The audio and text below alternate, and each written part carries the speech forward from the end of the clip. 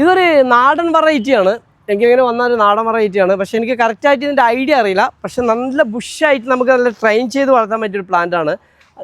കുറേ മാങ്ങ കായ്ച്ചിന്ന് കുറേ മാങ്ങകളൊക്കെ കൊഴിഞ്ഞു പോയി. നല്ല രസികം പ്ലാന്റാണ്. നമുക്ക് ഇതുപോലെ ഡ്രമ്മിൽ സെറ്റ് ചെയ്യാൻ പറ്റിയ ഒരു അടിപൊളി പ്ലാന്റാണ്. ഇതിൻ്റെ ഐഡിയ അറിയുന്നവർ പറയാം. എനിക്ക് ഇതിൻ്റെ പേര് കറക്റ്റായിട്ട് അറിയില്ല. നല്ല ഭംഗിയുണ്ടല്ലേ. ഇതാരോ പറഞ്ഞ് കഷായാണെന്ന് പറഞ്ഞു. കഷായാലും ശരി അരിഷ്ടായാലും ശരി നല്ലൊരു പ്ലാന്റാണ്. നല്ല ഭംഗിയുള്ള ലീഫാണ്. നല്ല ലീഫാണ്. നല്ല ചെറിയ ലീഫ് നല്ല ഭംഗിയുള്ള ഒരു പ്ലാന്റാണ് കേട്ടോ. അപ്പൊ ഈ പ്ലാന്റുകളൊക്കെ നമുക്ക് കൊടുക്കാനുള്ള ഇത് കൊടുക്കാം. ഇതാ കിങ് ഓഫ് ചക്കപ്പത്ത് കായ്ച്ച് നിൽക്കുന്നത് ഇട്ടാണില്ലേ. നിറയെ കായ്ച്ച് മാങ്ങോട് കൂടിയിട്ട് കായ്ച്ച് നിൽക്കുന്നു. ഇങ്ങോട്ട് വന്നാൽ നമുക്ക് മല്ലിക കാണാം. മല്ലിക കണ്ടില്ലേ.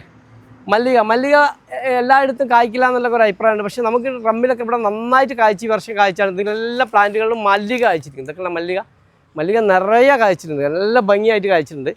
ഇതാ ഇവിടെ ബനാന മാംഗോ നിൽക്കുന്നുണ്ട്. തൊട്ടടുത്ത് ഇത് ഉദയ് എന്ന് പറഞ്ഞൊരു മാങ്ങയാണ് കേട്ടോ. ഇത് IHRൻ്റെ ഹൈബ്രിഡാണ്.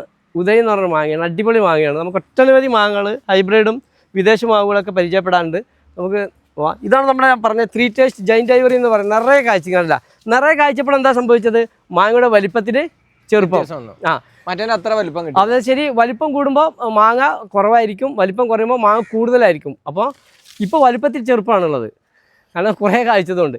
ഇതൊക്കെ നമുക്കിങ്ങനെ വീട്ടുമുറ്റത്ത് വെച്ച് കഴിഞ്ഞാൽ എന്തൊരു ഭംഗിയാണ്. കണ്ടില്ലേ, നിറയെ മാങ്ങകൾ കായ്ച്ചിരിക്കുന്നു. കേട്ടാ, നല്ല രസികം മാങ്ങ.